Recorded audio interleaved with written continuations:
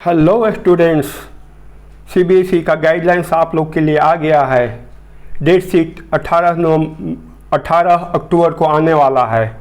तो चलिए हम लोग गाइडलाइंस को एक नज़र से देख लेते हैं क्या है गाइडलाइन सीबीएसई का क्लास 10 और 12 के लिए। तो सीबीएसई का जो गाइडलाइन है वो हम एक एक करके उस पर डिस्कस करते हैं कि क्या क्या गाइडलाइन है, हमें किस तरह से उसकी तैयारी करनी चाहिए। तो ये आपका एग्जामिनेशन 11 और 10 और 12 के लिए है। सेशन 2021 और 22 के लिए स्पेशल स्कीम ऑफ असेसमेंट क्या है इसको देखा जाए। The board will conduct examination at the end of each term on the basis of the bifurcated syllabus. Board जो है वह एग्जामिनेशन हर टर्म में लेगा जो सिलेबस को अलग अलग डिवाइड किया हुआ है उसके बेस पर। यहाँ पे इसका कहने का ये मतलब है detail syllabus of both the terms available at. जो डिटेल सिलेबस है दोनों टर्म का, टर्म 1 का और टर्म 2 का, और cbseacademic.nic.in पे अवेलेबल है। आप उस पर जाके चेक कर सकते हैं कि टर्म 1 का क्या सिलेबस है और टर्म 2 का क्या सिलेबस है। चलिए आगे बढ़ते हैं। तो एकेडमिक सेशन 2021-22 के लिए क्या है, टर्म 1 के लिए अप्रॉक्सीमेटली 50% सिलेबस है। 10 और 12 दोनों के लिए जो 50% सिलेबस है वो टर्म 1 में आएगा, जो कि 15 नवंबर तक हो जाना चाहिए, 15 नवंबर 2021 तक।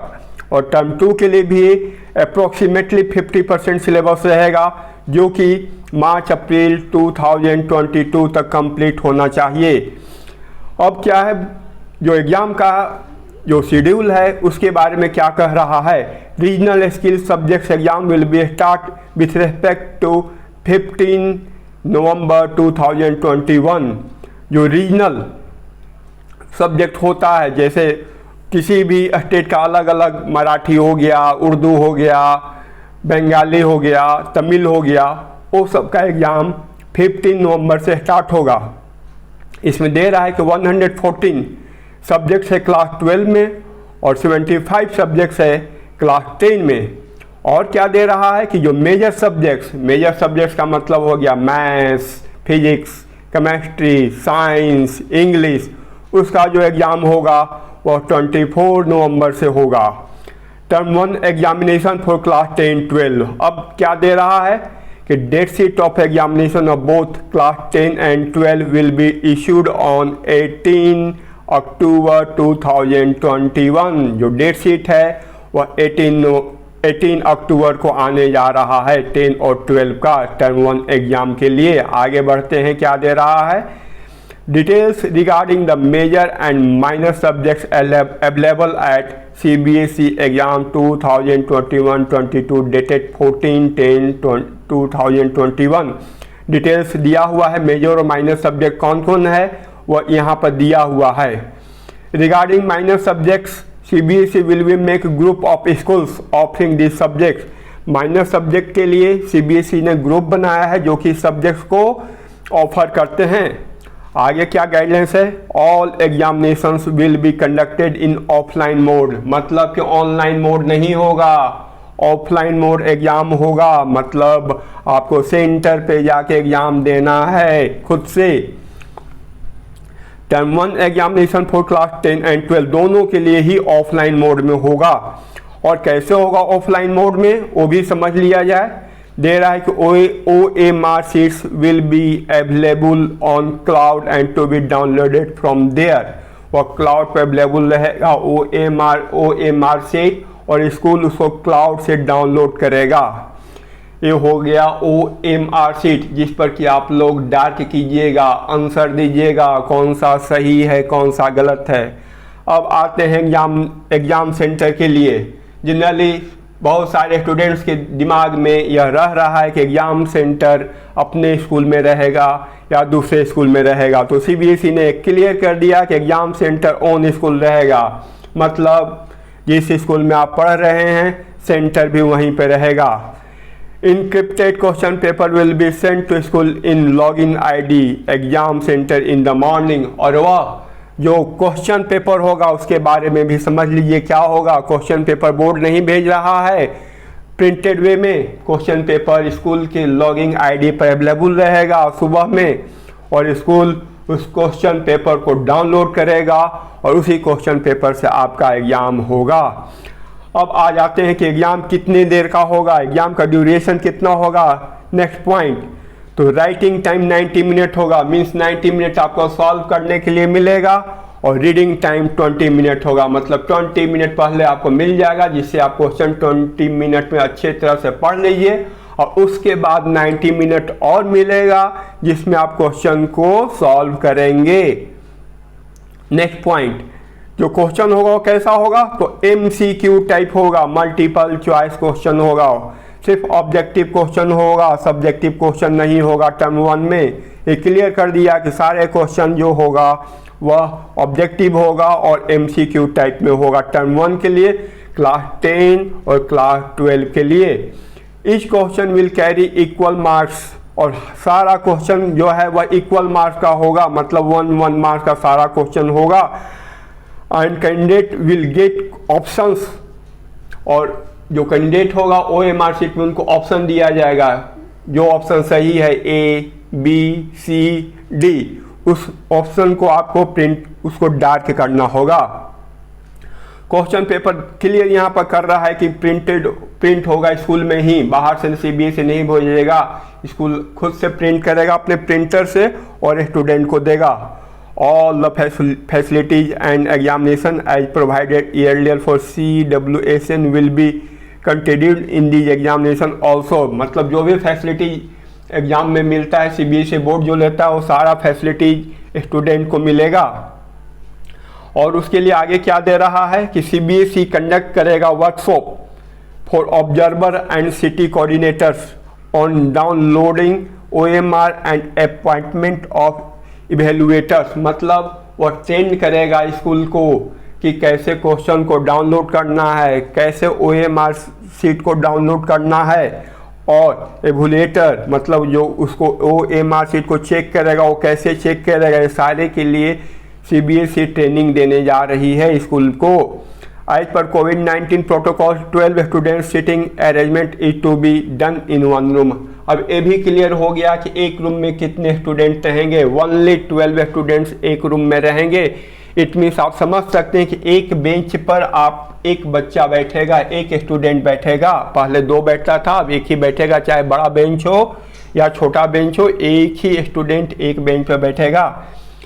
नेक्स्ट क्या पॉइंट है, centre having a strength of 500 students, जिस सेंटर पर 500 स्टूडेंट रहेगा वहाँ पर एक ऑब्जर्वर रहेगा, और अगर 500 स्टूडेंट से ज़्यादा रहेगा तो वहाँ पर 2 ऑब्जर्वर रहेगा। मतलब क्लियर हो गया कि स्कूल की मनमानी नहीं चलेगी, आपको बाहर से एक ऑब्जर्वर देगा जो कि पूरे एग्जाम पे नज़र रखेगा कि चीटिंग नहीं हो, नहीं तो सारा स्कूल क्या करेगा, अपने बच्चे को सारा OMR शीट को रंगवा देगा, कलर करवा देगा, सही करवा देगा, स्कूल का सारा बच्चा ही टॉप करेगा।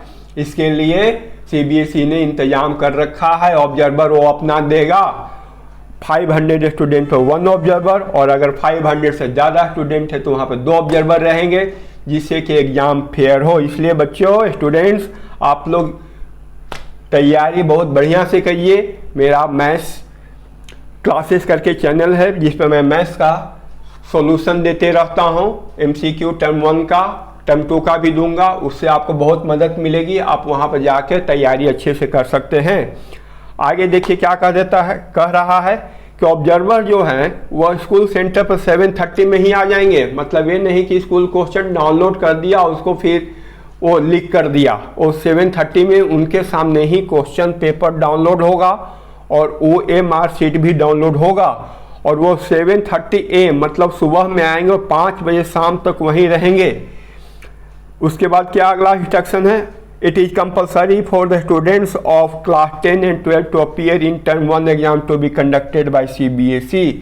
सारे स्टूडेंट्स के लिए कंपलसरी है कि टर्म 1 एग्जाम में अपीयर हो, अगर नहीं अपीयर होइएगा तो आपका रिजल्ट पेंडिंग में चला जाएगा, आपका 1 ईयर बर्बाद हो जाएगा। इसलिए स्टूडेंट्स 10 और 12 का इस एग्जाम में अटेंड होना कंपलसरी है।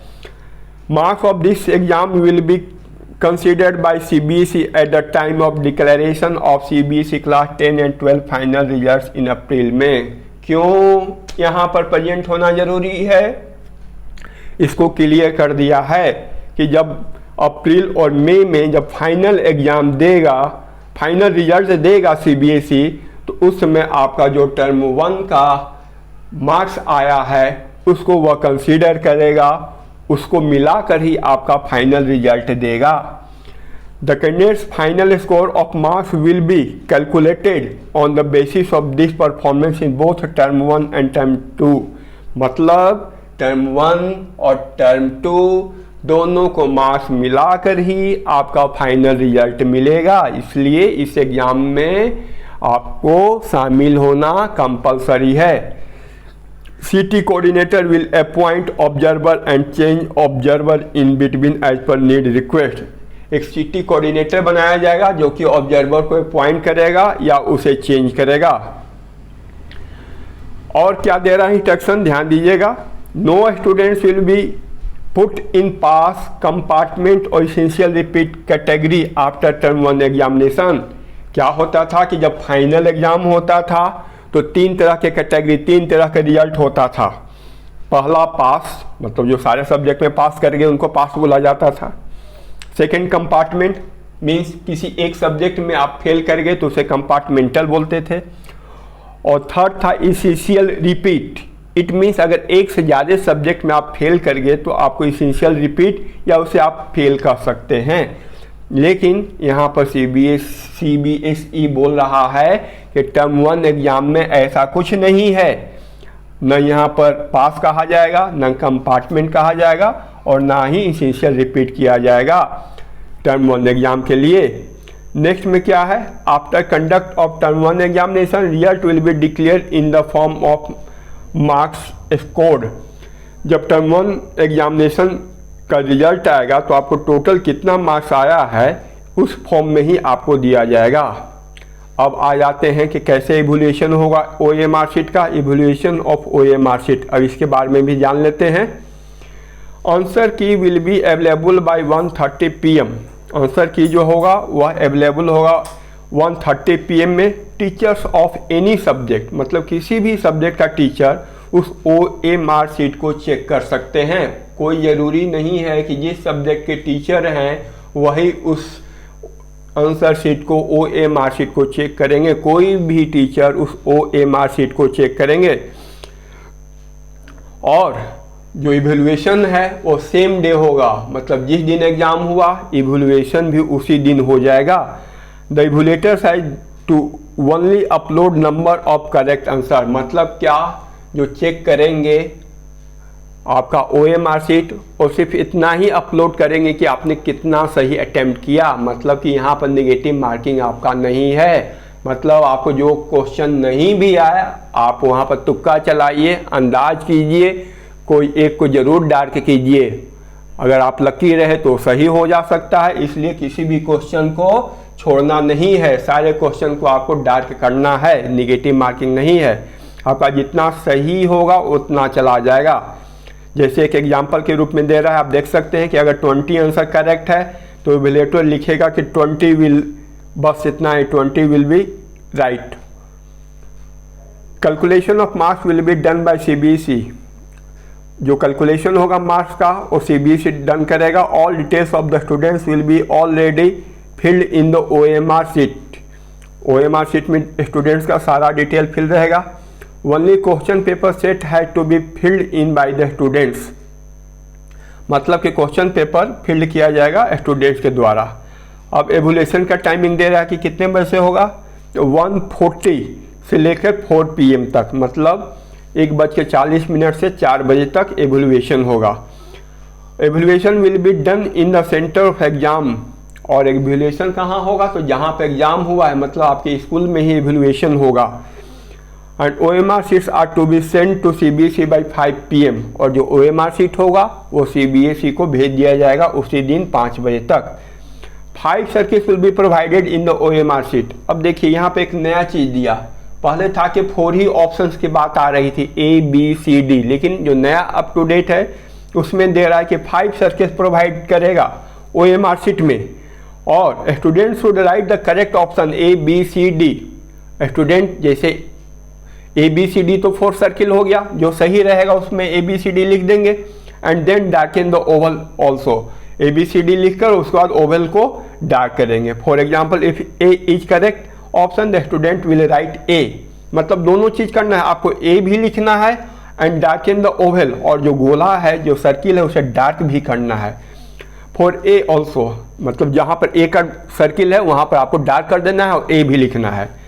Hand written answer will be final in case of answer does not tally with the darken circle. और हैंड रिटन जो होगा वो सबसे फाइनल में आपको माना जाएगा कि वो सही है। जैसे मान लो कि 5 आपका डार्क है, आपने A को डार्क कर दिया, तो जो 5th वाला है वहाँ पर आपको A लिखना है। मान लीजिए कि आपको लगता है कि नहीं हमारा गलत हो गया है, तो आप वहाँ पर हैंड रिटन से लिख सकते हैं BC। तो जो भी आप लिखिएगा वही सही माना जाएगा, जो डार्क किए हैं वो सही नहीं माना जाएगा। यहाँ यही कहने का मतलब है।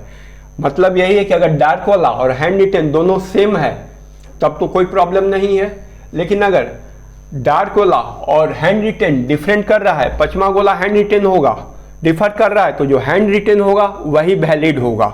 मतलब इस कंडीशन में ये हो सकता है कि आपने किसी क्वेश्चन का आंसर दिया B, बाद में आपको लगा कि नहीं इसका आंसर B नहीं C होगा, तो आप बाद में वहाँ पर C लिख दीजिए। इसलिए आप एट ए टाइम दोनों काम मत कीजिए, डार्क और रिटेन दोनों वर्क मत कीजिए, सिर्फ डार्क कर दीजिए और सबसे लास्ट में फिर आप रिटेन कीजिए। जिससे क्या होगा कि कोई क्वेश्चन आपको अगर लगता है कि नहीं इसमें करेक्शन होना चाहिए, तो डार्क वाला में तो कुछ नहीं होगा, आप वहाँ पर जो सही होना चाहिए वो लिख दीजिएगा। तो एट ए टाइम आपको ऐसा नहीं करना है। Next point, if 20 questions are to be attempt out of 25। अब देखिए 25 में 20 क्वेश्चन को अटेम्प्ट किए, student will completely strike off by putting a line on the unattempt 5 question. तो आपको एक लाइन करना होगा, जो अनअटेम्प्ट 5 क्वेश्चन है उस पर एक लाइन से आपको काट देना होगा। अब प्रैक्टिकल एग्जाम के बारे में कुछ दे रहा है, क्या दे रहा है कि term 2 will be conducted by CBSE। बिल्कुल सही है, CBSE कंडक्ट कर रहा है। और term 1 will be conducted bye schools, मतलब टर्म 1 स्कूल में ही कंडक्ट होगा प्रैक्टिकल एग्जाम। मतलब ऐसे प्रैक्टिकल एग्जाम में एक्सटर्नल आते थे, तो इसमें हो सकता है कि एक्सटर्नल नहीं आएगा, स्कूल अपने लेवल पर ही मैनेज करेगा। मतलब यहाँ पर चांस है कि आपको नंबर स्कूल चाहे तो दे सकता है, क्योंकि कोई एक्सटर्नल नहीं आ रहा है।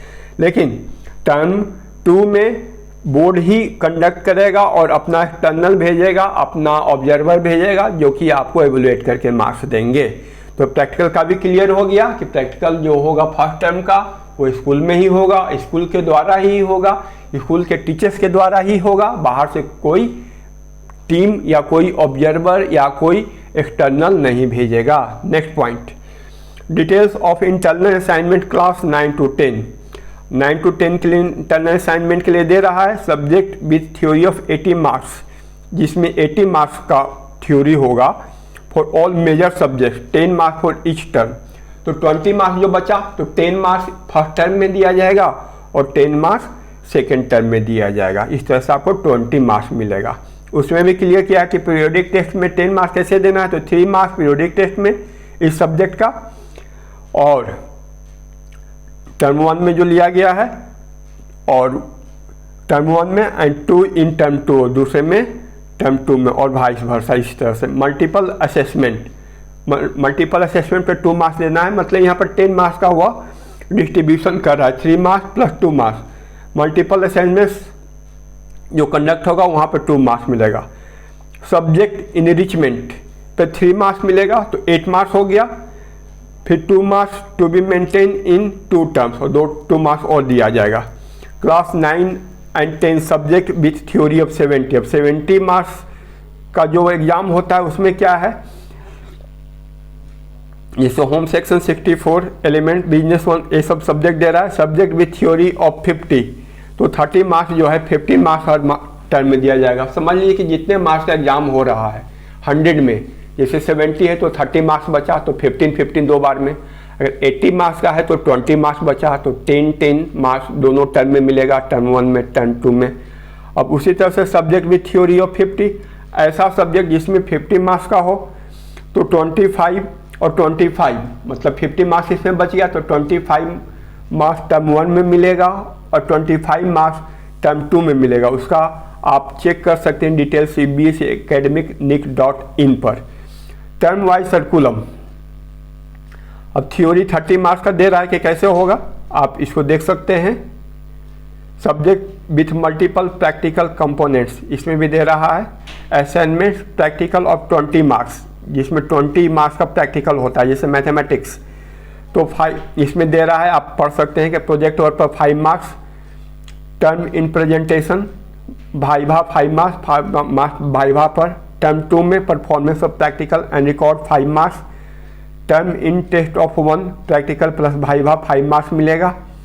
मैथमेटिक्स 41 जो कि क्लास 12 का कोड है 41, term 1 and term 2 periodic test 5 marks, activity file record plus term in assignment on activity, means 80 में 20 मार्क्स बचा इसमें, तो 10 मार्क्स दोनों टर्म में हमें देना है और 10 मार्क्स को डिवाइड कर दिया कि 5 मार्क्स देना है पीरियोडिक टेस्ट पर और 5 मार्क्स देना है फाइल रिकॉर्ड और ये सब पे। मतलब ये स्कूल के द्वारा दिया जाता है, जस्ट लाइक फॉर्मेलिटी है। भाइवा 5 मार्क्स का हो जाएगा। Class 11 12 physics, chemistry, biology, biotechnology, psychology, geography. अब इसमें देखिए क्या दे रहा है, physics, computer science, physical education. Class 11 12 practical work 30 marks का होता है सारे में, 70 मार्क्स का थ्योरी होता है और 30 मार्क्स का प्रैक्टिकल वर्क होता है। तो term 1 and term 2 15 marks practical, 15 marks का प्रैक्टिकल होगा टर्म 1 में और 15 मार्क्स का प्रैक्टिकल होगा टर्म 2 में, under supervision of subject teacher internal examiner. मतलब कि जो अभी हम बता रहे थे कि स्कूल के द्वारा ही कंडक्ट किया जाएगा 15 मार्क्स का टर्म 1 में। फिर उसके बाद आगे भी देखिए क्या दे रहा है, बहुत सारा चीज़ दे रहा है कि लॉकडाउन के सिचुएशन में क्या होगा। दिसंबर 2021 अब pen and paper assignment on basis of syllabus for practical for the second term. मतलब अब दे रहा है कि अगर लॉकडाउन हो जाता है, कोविड फिर से आ जाता है तो क्या होगा। तो ये सब तो कुछ ऐसा खास नहीं है, इसको आप देख सकते हैं क्या क्या दिया हुआ है। उसके बारे में भी एक तैयारी करके चल रहा है सीबीएसई बोर्ड की अगर फिर से लॉकडाउन हो जाता है, फिर से कोविड केसेस बढ़ जाते हैं तो उस कंडीशन में क्या होगा, ये सारा चीज़ आप पढ़ सकते हैं। सारा तरह का सिनेरियो वो यहाँ पर देख रहा है कि किस कंडीशन में क्या करेंगे। लेकिन फिलहाल तो आपका टर्म 1 एग्ज़ाम होगा ही, इसमें कोई दिक्कत नहीं है। गॉड ऐसा नहीं करे कि फिर से कोविड हो।